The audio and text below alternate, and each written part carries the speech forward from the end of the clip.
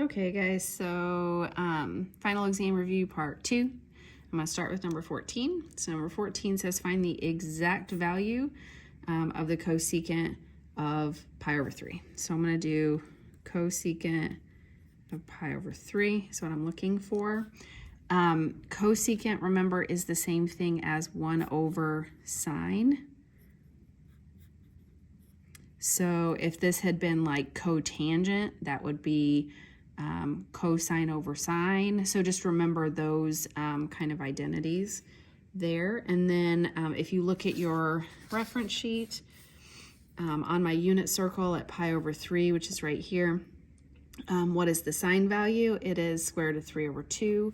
So this is really the same thing as 1 over the square root of 3 over 2, which is really the same thing as 1 times 2 over the square root of 3, which is 2 over the square root of 3. Then if this is multiple choice, which it is, they would not leave this in the denominator. They would multiply it by the square root of 3. So same thing on the top. So that would give me 2 square root 3 over 3.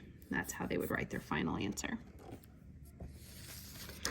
All right, number 15, they want me to find angle B in this triangle. So I'm going to go ahead and make a triangle up here, ABC. They want me to find this angle. I'm going to call that theta.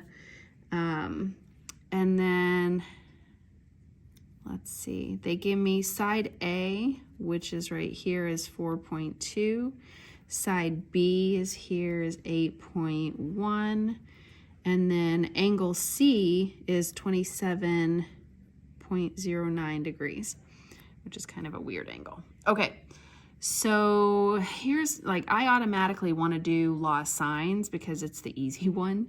And I'm seeing that these two match up. The problem is the angle and the side that they gave me don't match up. So I can't really use law of sines. I'm probably going to have to do law of cosines, and that's okay. It's not a huge deal. So if I'm looking for this one, I'm actually, instead of calling that theta, I think I'm going to call it beta. Let me see. I need this other side. So in order to use law of cosines, so let me show you real quick what I'm thinking in my head. I have this angle. If I have this angle, then I need this side to go first. So in my law of cosines, it looks like this. A squared plus b squared minus 2ab cosine c. So this and this are of that same, like this angle and this side. They should match up. So I don't have this side. I have this angle, but I need all three sides, or I need to be able to, let's see. I would like to use law of sines is what I'm trying to get at. So if I could get this side, then I could match these up and do that. I think that's the easiest way. I'm kind of thinking through my head if there's a faster way to do it. Okay, so if I use law of cosines, I can find C by plugging in all of this information. So I've got a 4.2 squared plus an 8.1 squared minus all that, cosine of 27.09 degrees. And if I calculate all of this, so remember this is that same one, I keep telling you guys, make sure you do this, and then subtract them. That's probably the easiest way to do it. If I was looking for this angle, I would have to divide away this stuff. This one isn't quite as hard because you're just calculating all of that. So I ended up with this. I'm just going to go ahead to C instead of C squared. So C in my case ended up being about, this is rounded, 4.76. And I went ahead and left it, this said round to the nearest 10th degree. I left it 2 spots because this isn't what I'm looking for. I'm looking for this angle, so that means I'm going to have to use this in a calculation to find that. So I don't want this to be too rounded, or it might be off a little bit. But once I have that, then I can do sine of beta, which instead of calling it, I put theta there, but you get what I mean, over 8.1 equals sine of 27.09 over this, which was that 4.76. Then I can solve for sine. So I ended up with the sine of beta is going to be well, I wrote it out as decimals, but it's going to end up being this 8.1 times the sine of 27.09 divided by 4.76. So beta ends up about 50.8 degrees. Again, make sure you can do that on your calculator. I'm skipping those like actual calculations, so check that. I'm just trying to save some time. Number 16, dot product. This one I hope is a freebie. U dot V is going to be this first one times this one. So 3 times -4 plus this one times this one. So -7 times -5. So that's going to give me -12 plus, that'd be a positive 35, which total is 23. So hopefully that's a freebie. Number 17, I'm rolling a ball with a 9-inch radius down a sidewalk, not sure why, with a rotational speed of 68 revolutions per minute. Find the exact value. So I kind of feel like this is one that we haven't talked about in class, really. I feel like we talked about some, but not necessarily finding the length of the arc. Remind me if if I'm wrong, I'm sorry. I feel like we haven't really talked about that. So I get to kind of show you something new today. So they're giving me this information. They're telling me that this is a 42-degree angle. Pretend like this is from the center of the ball outward. And so I'm going to need the circumference. So here's why. This is the formula that I need to follow. The central angle divided by 360. This is proportional to the arc length over the circumference.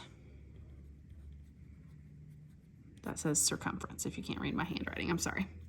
Okay, so I know 3 of those. So, well, one of them I'm trying to find. They want me to find the arc length. So this is what I don't know, but I know these two. I know the central angle is 42 degrees. So 42 over 360 equals my arc length, which I don't know, over the circumference, which I wasn't given the circumference, but I can totally find the circumference.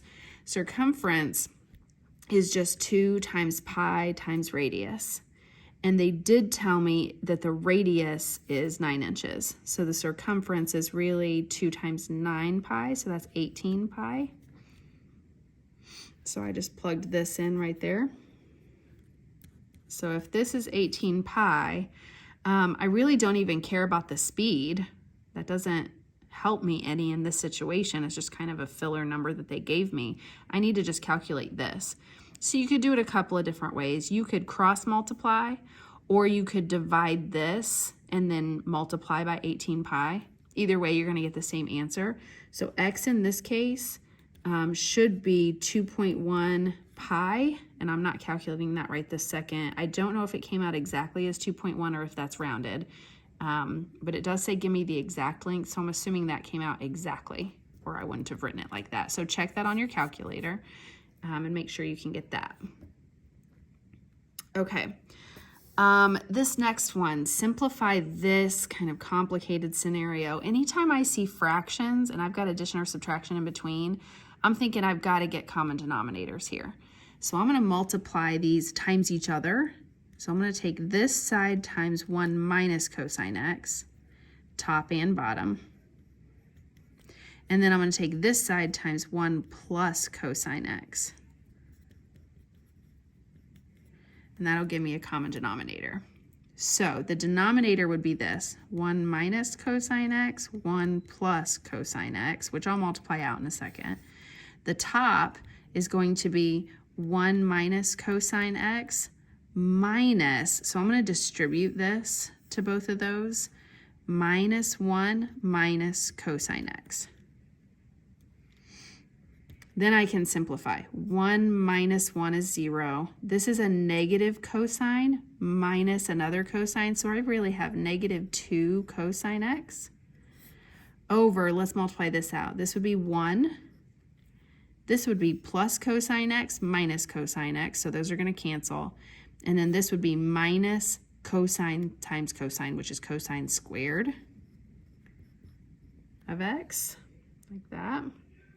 Okay, then I want you to think about some of the identities that we have had. If you look back over here, I have this identity right here that deals with a cosine squared and a 1. So I'm looking at this and thinking, how can I use this?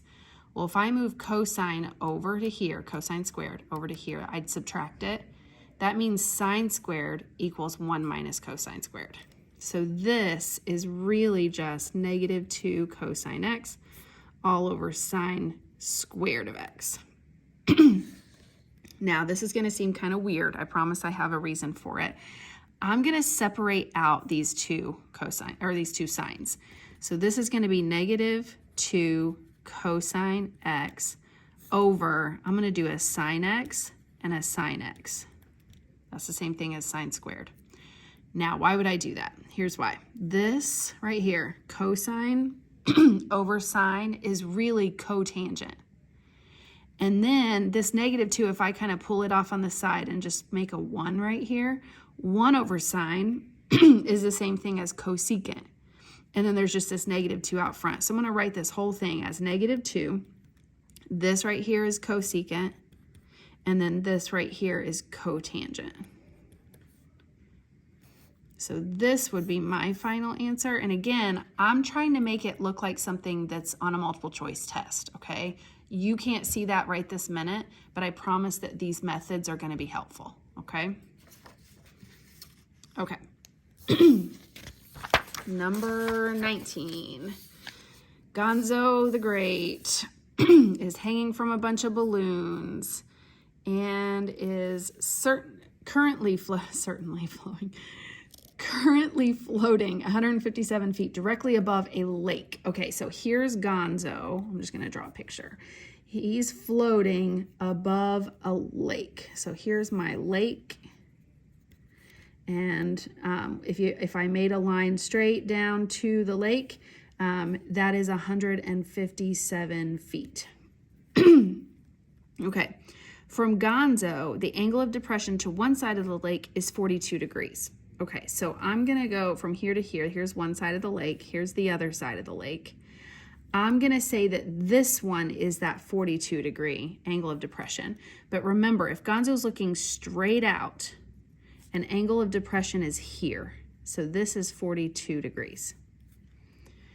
Okay, the other one says the angle of depression to the other side of the lake is 28 degrees. So this over this way, I drew that really badly, but you get the idea. This is 28 degrees, obviously not drawn to scale. They want me to find the straight line distance from Gonzo to the farther side of the lake. So here's the thing. I don't know if X or Y is the farther one. I'm not sure yet, okay? I could probably reason my way through it. So I want you to think about this logically for a second. If I were going 42 degrees down this way, I would get to this side a little quicker than if I were going only 28 degrees this way. I would have to travel further to get to the ground, okay? So my drawing isn't very helpful with that, but you could reason through that. The other option is to do what I'm gonna do. I'm gonna solve for both X and Y and see which one is the bigger number, because they're asking me for the farthest away, okay? So that can be kind of your safety net if you want. Okay, so if I am going to calculate that, I got to find a whole bunch of stuff in here. I'm going to kind of look at these as two separate triangles. I've got this one over here with X, and I'm going to find it first. So the first thing I want to do is figure out what these angles inside here are. So a couple of things. If you think about geometry, and I have this like these parallel lines, and I've got this kind of cross section going through there. If this is 42, this is also 42. That's opposite interior angles. I could also just take 90 minus 42 to get this one. So that would give me 48 degrees. And then I could say, well, now I'm going to do 90 plus 48 plus whatever this is has to give me 180. So I could figure that one out that way too. Either way, that's 42, that's 48. And I'm going to think about what do I have and what do I need. So if I'm looking, let's say I'm looking at this angle right here. I have the side that's opposite that, which is 157, and I need the hypotenuse of this triangle. So opposite over hypotenuse, I'm going to use sine because it's so Katoa. So sine of this angle, 42 degrees, would give me 157 over x. And then I could solve that. So x is going to equal 157 over sine of 42. So again, if you solve this, you should get an answer. I'm getting on this one, let's see, 234.6 feet is what I got. So then let's do the same thing for y over here. If I'm looking at this angle, this is the same thing down here. I could also do 90 minus 28. That gives me 62. Yes, I had to look that up. So 62, and then add those up, you should get 180. I'm going to use this angle. You could have used this one if you wanted. I'm just going to use this one. So my opposite over hypotenuse for that would be sine of 28 degrees equals 157 over y. So then if I solve that out, that would be 157 divided by sine of 28. So y is going to be about 334.4 feet. Again, if you knew ahead of time that this one had to be the one that was the farthest away, then just do this one only. If you weren't sure, just calculate both of them. It didn't take me very long to do that. And then just give me the bigger number because it's the one that's farther away. Okay. Number 20, find the cosecant of t for a standard position angle t whose terminal side passes through the point 5, -3. So again, I'm going to sketch this out, and I'm going to think, where am I at on my graph? I'm at 5, -3, so I'm somewhere over here. So I have this angle that I'm looking at, so I can create myself a little right triangle there. And I'm trying to find cosecant of t. Okay, so what I know about cosecant is that it is 1 over sine, right? So I'm thinking I need to find sine and do 1 over that. So if this was 5 this direction, and this is -3 this direction, I need to know my hypotenuse to do sine. So I need to do, if I'm looking at this angle, I need to do opposite over hypotenuse. So I'm going to do 5 squared plus -3 squared equals c squared to find c. So in that case, I get 25 plus 9. So I'm going to get the square root of 34 is what c is. So that means this is going to be -3 over the square root of 34, or 1 times the square root of 34 over -3. So I really just have that. Negative, I could put the negative out front. So negative square root 34 over 3 like that. That's not too bad. Okay, number 21. A car is spotted from 2 outlook towers, Tower A and Tower B. Tower B is exactly 13 kilometers east of Tower A. And then they're talking about this bearing situation. This is something else we really haven't talked about. But I'll tell you what that means. It's actually a pretty easy statement. So I'm going to talk about these towers like this. So here's Tower A, here's Tower B. They are exactly 13 kilometers apart. They said that, let's see, Tower B is east of Tower A, so I drew that correctly. That's good. And then I've got this car somewhere out here, and these people are like viewing this car from their towers, right? So when they tell me the bearing of something, what they're saying is how far from north is it? So if I'm looking at this line from north, I'm going this direction right here. That is the degree that they just gave me. So this is 47 degrees. So I'd have to come up with this other value inside here if I need it. The other thing that they gave me is that Tower B's bearing is 315 degrees. Well, if you think about it, let's look at where north is. The way that I drew my picture, there's no way that this little bitty angle would be 315, right? So what they've given me is this one from here all the way around to that one is 315. So I'm going to have to kind of do some calculations here. If I do that, if I do 360 degrees, that's all the way around. So 315, take that away from 360, you're going to get this piece right here. So if I take 360 minus 315, I'm going to get 45 degrees. That's what that is. This one, when I took 90 minus 47, I get 43 degrees. So that's what that one is. And then I can use, add these together, subtract them from 180. That's going to give me this one. So that ends up 92 degrees. So now I've got all my angles. Then let's think about what I'm looking for. They want this straight line distance from tower A to the car. So they want this one right here. So I'm going to call that X. So here's what I'm thinking. Why not use law signs and do, so remember I can't really use this strategy that I used up here because they're not right triangles. If they're right triangles, I can use this very basic use of sine. This I would have to use law of sines. So I could do sine of, let's do 92 on this one, over 13 equals sine of, if I'm looking for x, I'll do 45 over x. And you could have flipped them, it doesn't matter. So then when I solve this, I can cross multiply, divide to get rid of. So I end up with x being about, I'm going to write this out so that you can see it, 1.98 degrees, but they wanted me to round it to the nearest kilometer or kilometer, potato, potato. So 9 kilometers is what I ended up with. Okay, 22. Given that theta is a standard position angle with, they gave me tangent. They also told me that sine is less than 0. This is a pretty important piece of information. If sine is less than 0, that means sine is negative. So when I'm thinking about this, sine over cosine, that's what tangent is. If sine has to be negative, well, that would mean that cosine would also have to be negative to give me positive 3/8 right there. So I'm going to put negatives on both of those just so that I have them.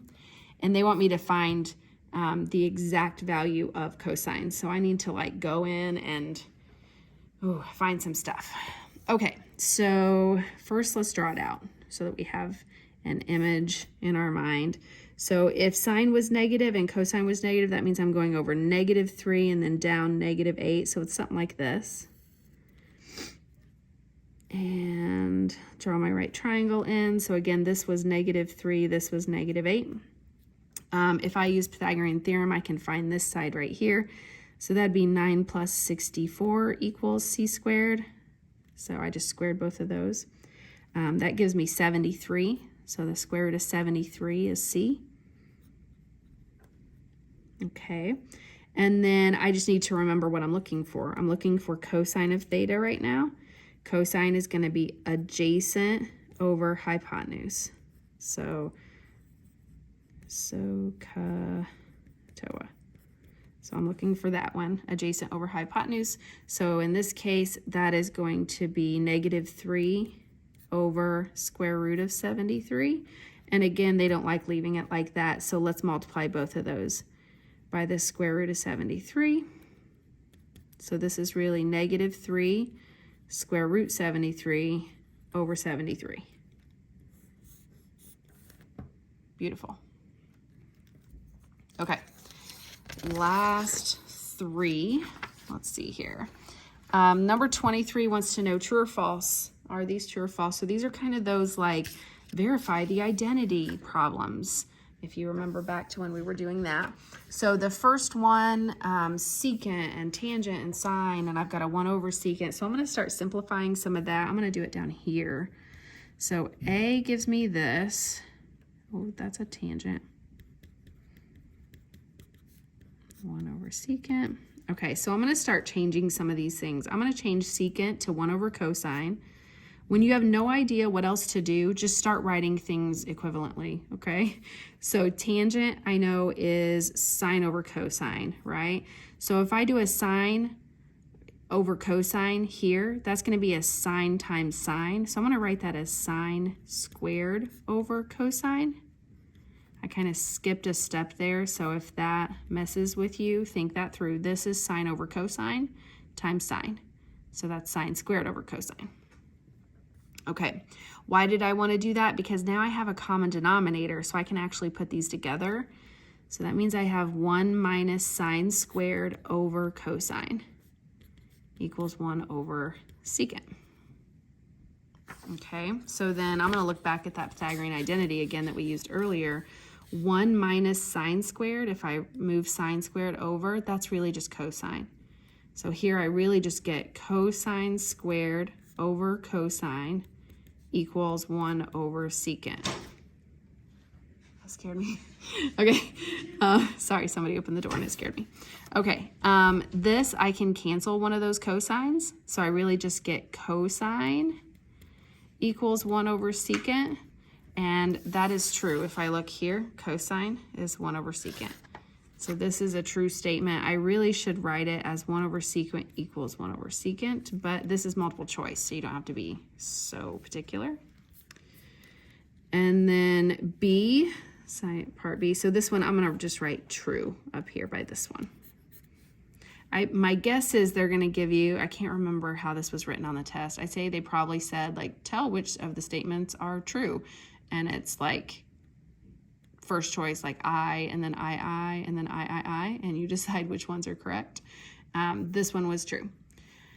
On this one, 1 plus cosine x over sine x equals cosecant plus cotangent. This one, I cannot use that same rule that I used over here because it's not sine squared and it's not subtraction. It's not a cosine squared either. So I can't do that. Instead, what I can do though, I can separate this up. Like I'm just thinking there's an addition right here and there's two separate things. So I'm thinking I really like to separate this up into two separate things. So this is the same thing as me saying that one divided by sine and that one divided by sine. So this is like 1 over sine plus cosine over sine. Oh, that's cosecant x plus cotangent x. 1 over sine is cosecant.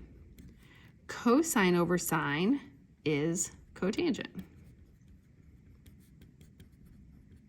So that one is also true. That's an E.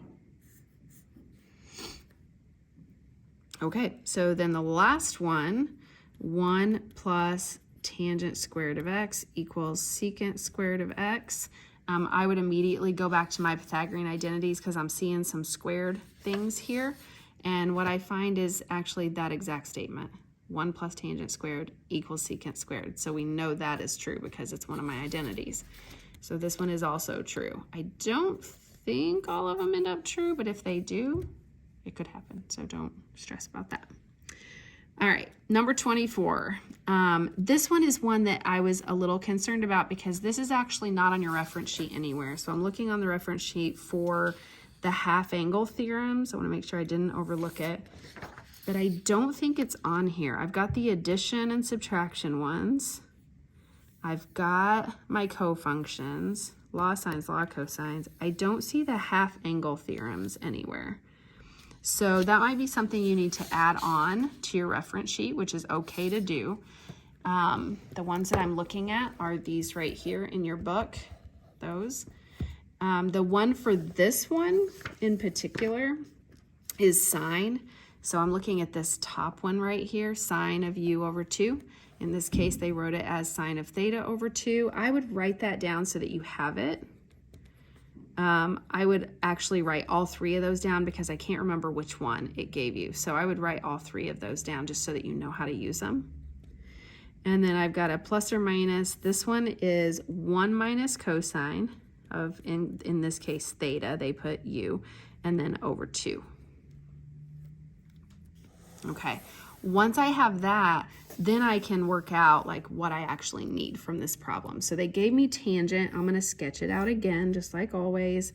This one, let's see if it is, they told me it's between pi over 2 and pi. So between, this is pi over 2 and this is pi. So it has to be in quadrant 2. Quadrant 2. So that means that my x value has to be negative. So that tells me sine is going to be a positive square root of 27. Cosine is going to be a negative 4. So negative 4, positive square root of 27 is somewhere over here. Draw it out. This is negative 4. This is square root of 27. So then I can find this. So the square root of 27 squared, that's a 7, plus negative 4 squared equals c squared. So this is really 27 plus 16. So this would be the square root of 43. Yeah. Okay, so then I'm going to plug some stuff in here. So my sine of theta over 2 would be plus or minus the square root of 1 minus the cosine of theta. Cosine of theta is going to be adjacent over hypotenuse. So my adjacent is negative 4 over my hypotenuse is square root of 43. So this is negative 4 over square root of 43 all over 2. This is one of the problems. I did kind of a bad job writing one. When I wrote it, it didn't come out very pretty. On the test, it does come out really pretty. So just be aware of that. I think I would rewrite this kind of like I did earlier, where divide both of those by 2. So I would write it like this. I would make this 1 divided by 2 plus, this would be 4 divided by 2 square root 43. Those would both be on the bottom. Then I would multiply both of these by the square root of 43 to get a common denominator. So this is going to be plus or minus the square root of 43 plus 4 all over 2 square root 43. I promise it does not come out that messy. It's going to be much better, but I'll just leave it there. Okay, last one. Find all the real number solutions of this on this interval. So any answers possible. They do not care what quadrant it's in. They just want you to give them answers. So I would immediately, I see a sign in both of those. I would factor that out. So sine of x equal, or times, sorry, tangent of x minus, if I factor that out, it would be a 1. So I took a sine out of both of them. Then you can set both of those equal to 0. So sine of x equals 0 and tangent of x minus 1 equals 0. This actually means tangent of x then equals 1. And they want to know where this happens. So where does sine equal 0? That happens at 0 and at pi. So there's 2 answers. This one happens at pi over 4 and 5 pi over 4. Again, you can use your unit circle for that. So I'm just looking, where is my y value 0? My y value is 0 right here and right here. And then where is tangent 1? So if I took sine divided by cosine, where does that happen? It happens right here at pi over 4, and it happens right here at 5 pi over 4. Okay.